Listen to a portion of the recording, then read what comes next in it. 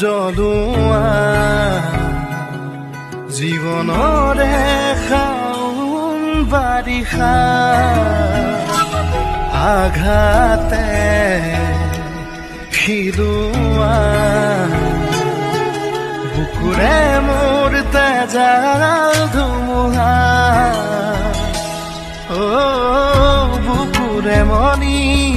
মোৰ ভনীজনী তাই উশাহ মোৰ মায়াবিনী সুখে দুখে দগৰি প্ৰতি খোজৰ প্ৰভা